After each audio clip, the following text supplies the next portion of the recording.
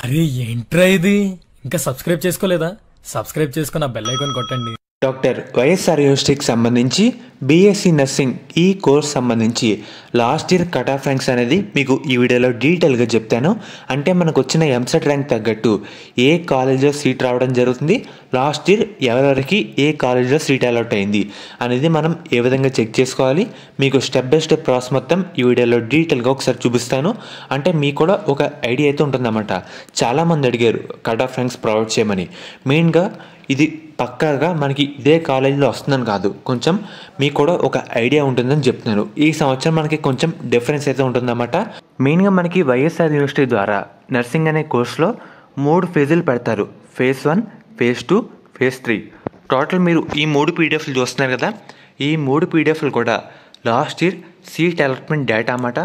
మెయిన్గా సపరేట్గా చెక్ చేసుకోవడం కన్నా మనకి ఒకసారి third phase seat allotment check చేసుకోవడం మేలు. అంటే మనకి ఇక్కడ చూస్తున్నారు కదా, టోటల్ ఈ 3 ఫేజుల డేటా కూడా దీంట్లో అయితే ఉంటుంది. అంటే ఈ విద్యార్థికి ఫేజ్ 1లో సీట్ రావడం జరిగింది, ఫేజ్ 2లో వేరే విద్యార్థికి సీట్ వచ్చింది, ఫేజ్ 3లో వేరే విద్యార్థికి సీట్ వచ్చింది. ఇలా అందరి ఫేజ్లకు సంబంధించి ఒకే దాంట్లో మనకి డేటా అయితే ఉంటుంది అన్నమాట. మీరు better phase 3 seat allotment data check చేసుకోవడం బెటర్. మెయిన్గా ఒకసారి చూస్తున్నారు కదా, మనకి పీడిఎఫ్ ఫార్మేట్ ఈ విధంగా అయితే ఉంటుందన్నమాట. దీంట్లో ఒక్కసారి చూపిస్తాను. ఇది కూడా ఎంసెట్ ర్యాంకుల ఆధారంగా మనకి కౌన్సిలింగ్ అయితే ఉంటుంది. ఇక్కడ ఫస్ట్ అనే విద్యార్థికి ఎంసెట్లో 24,870 ర్యాంక్ అయితే రావడం జరిగింది. వాళ్ళకి వచ్చేసరికి ఇక్కడ కాలేజ్ పేరు చూస్తున్నారు కదా, కాలేజ్ పేరు నర్సింగ్ కాలేజ్ మనకి కర్నూలు అయితే ఉంది. ఇక్కడ ఫేజ్ 1 అంటే ఫస్ట్ ఫేజ్లో సీట్ రావడం జరిగింది. వాళ్ళ క్యాస్ట్ ఇదిగోండి, BCB caste, local area SV region.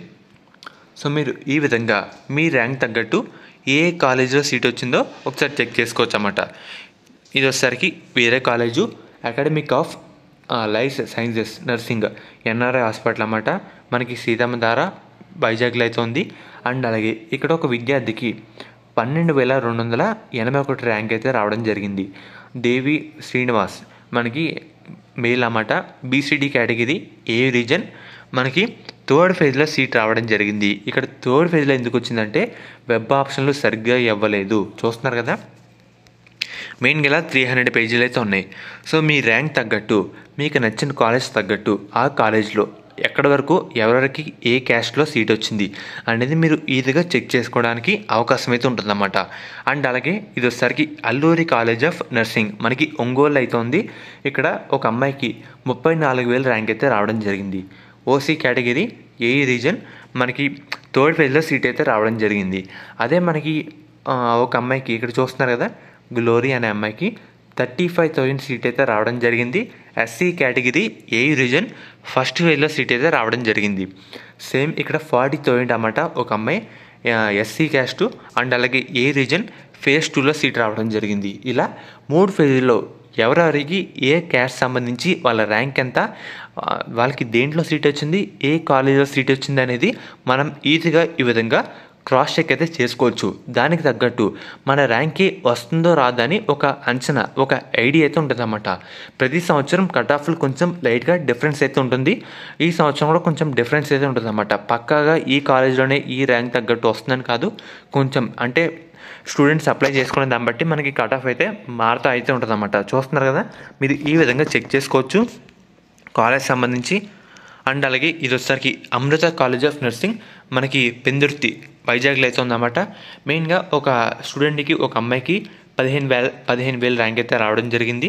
Madhuri అనే అమ్మాయికి ఇక్కడ బీసీడీ క్యాస్ట్ అన్నమాట, ఏ రీజన్, ఫేజ్ 3లో సీట్ అయితే రావడం జరిగింది.